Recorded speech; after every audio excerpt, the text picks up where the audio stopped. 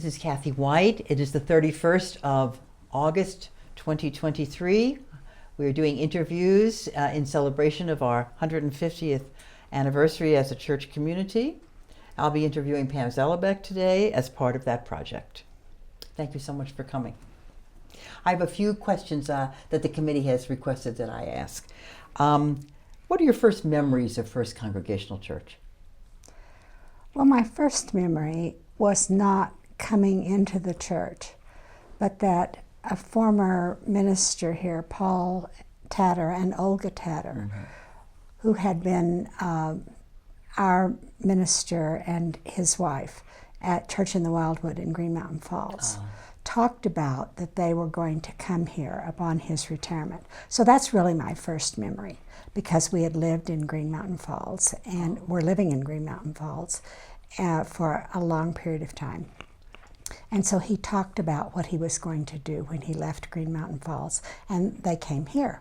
So that's my first memory. My first memory of walking into the church was all this television production equipment, which was a little startling.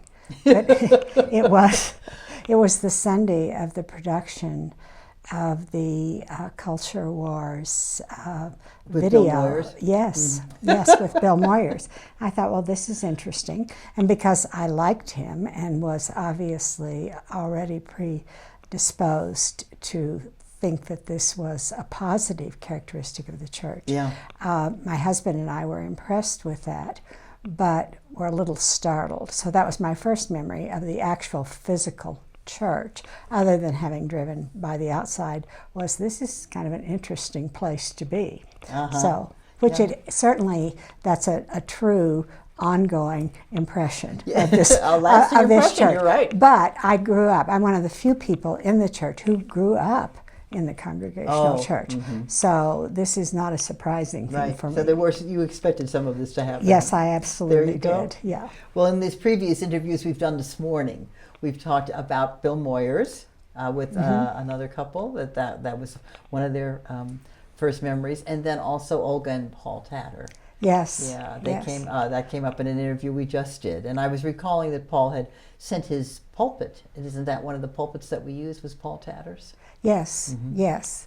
And in fact, Paul married my husband and I. Oh, is that right? In Green Mountain Falls. Yeah. That's right. And Olga, I can remember a couple of times, sang Silent Night at the end of the Madrigal. Right. Yeah.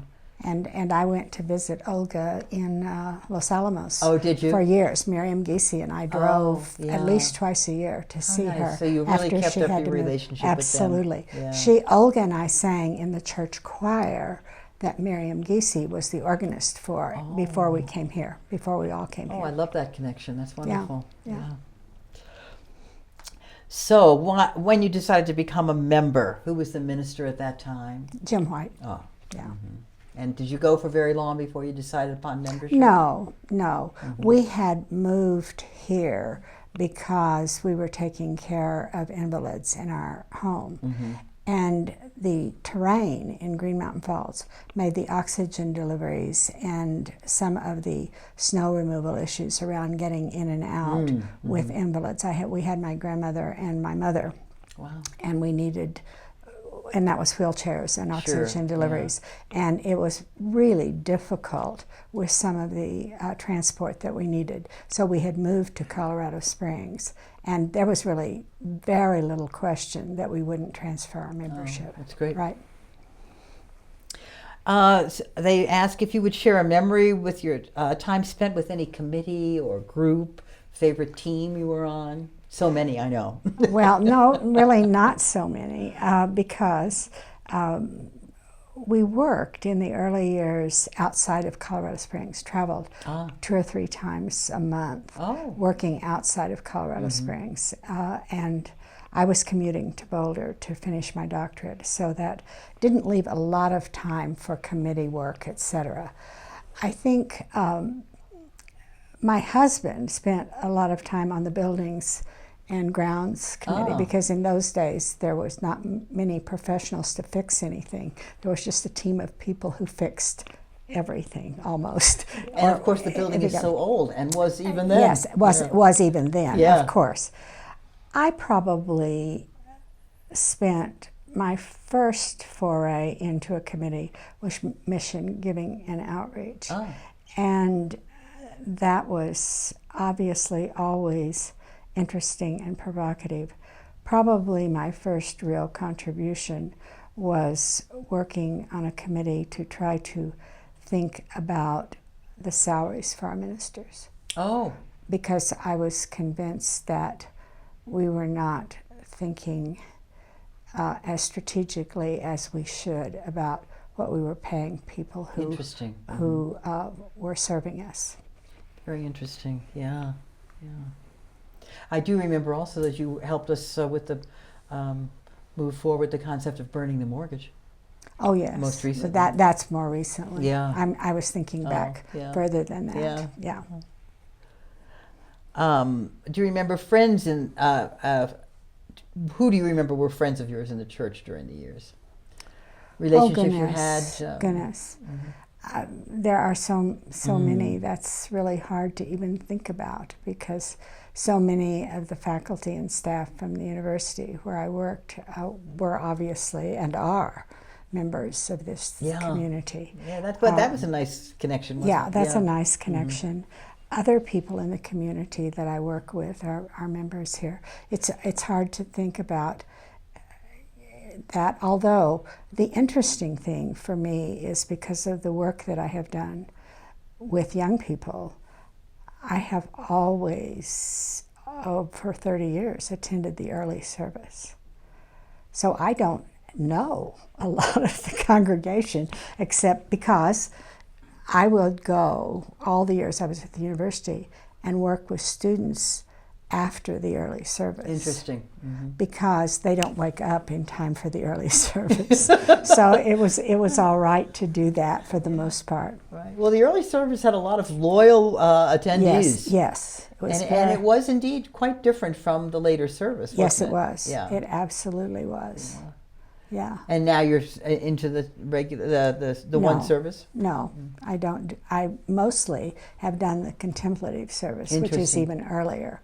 Yeah. And I like the 10 o'clock service, but because of more recently, I have been opening the Olympic and Paralympic Museum at 10. And so I have not been doing that. I've been doing the earlier service. Yes, the 8 o'clock service. Yeah, right. And I've been here, but I then leave. Very interesting. Is that somewhere where you're doing some work? I've been the acting CEO until a couple of weeks ago, and now I'm thrilled to say I'm no longer doing that. So I'm thrilled to say I'm no longer doing that. Oh, that's nice. Good of you to step in like that. Yeah. Yeah. But it's, I have really, I understand why we do one service. I prefer the earlier services. What do you value most about the church and the community? The theological positions that we have taken. I value the freedom to be who we are, both individually and collectively. I value the people. I value the spirit of inquiry. I do. I love things like the music. I love the beauty of the sanctuary. But what I value are what I consider the distinguishing characteristics.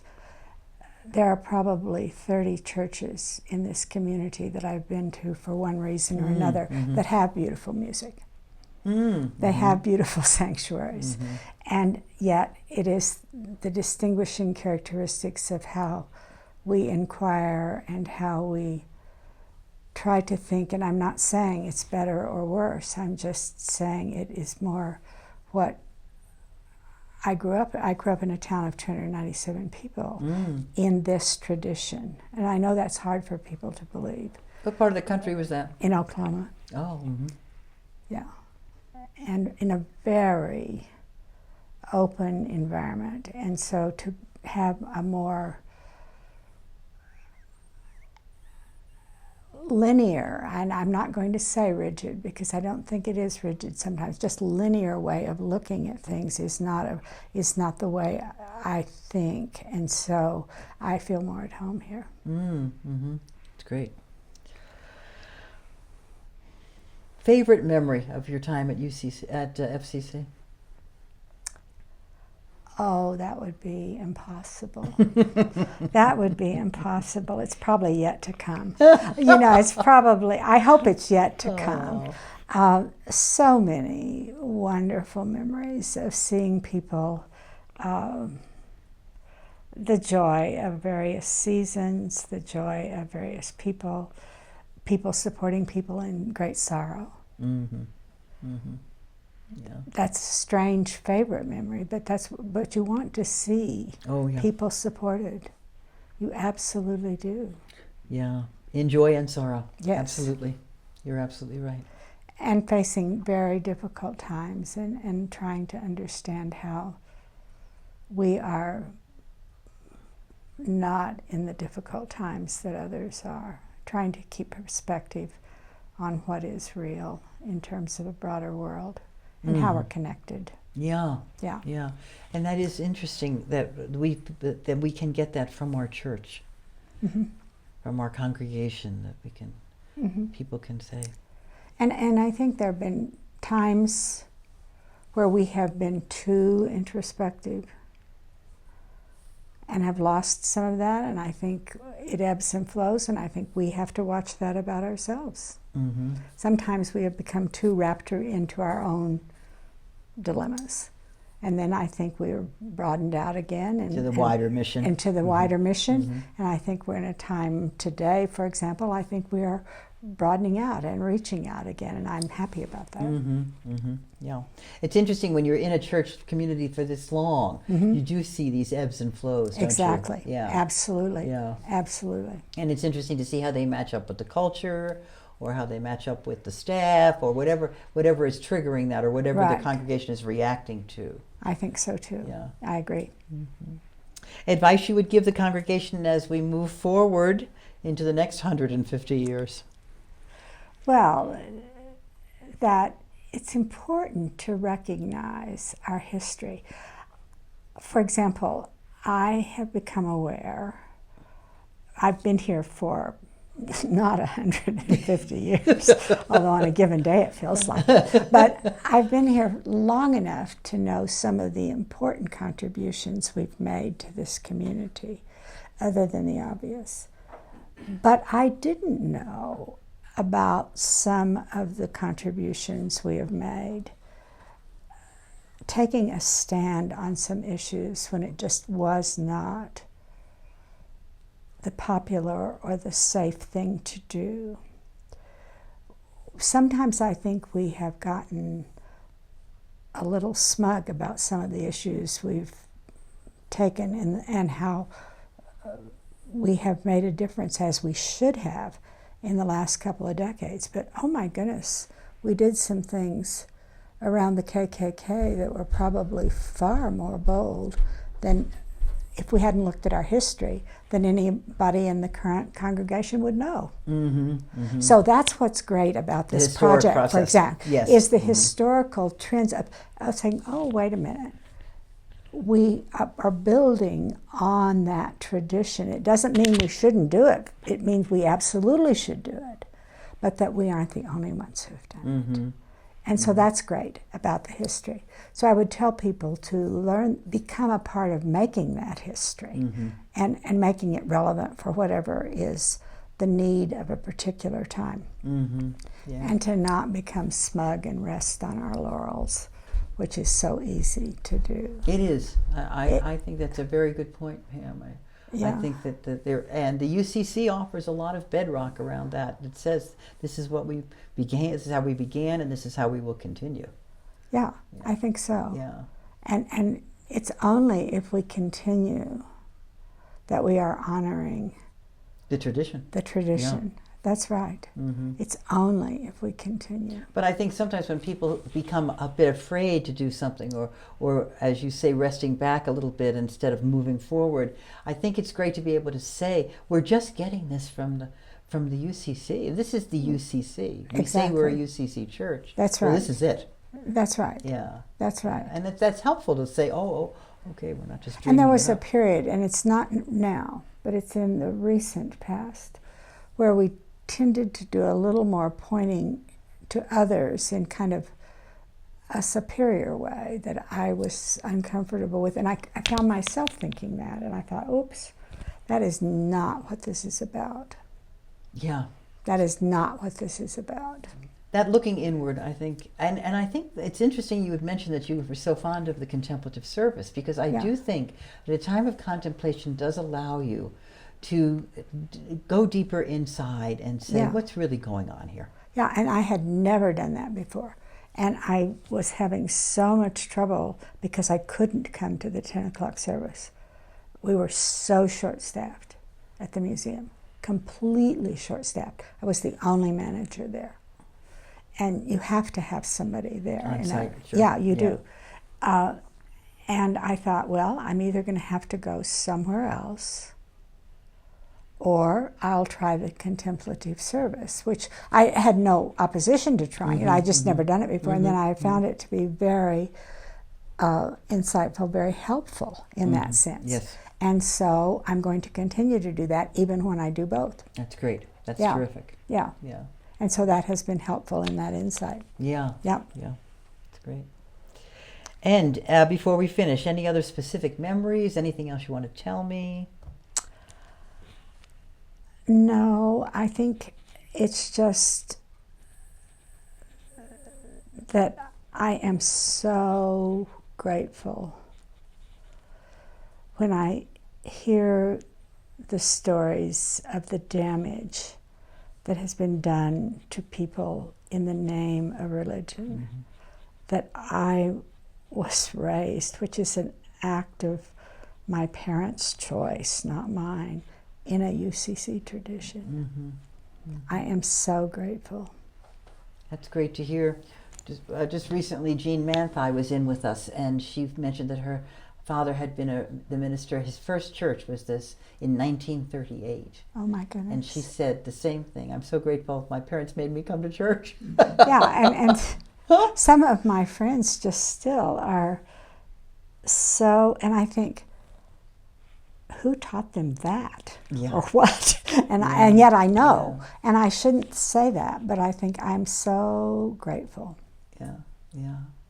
Well, we're grateful that you came in. Thank you so much. You're welcome. You're welcome. I'm grateful you're doing this project. I think it's a great project. It is, isn't it? Yeah. Yes. Yeah. That's Great.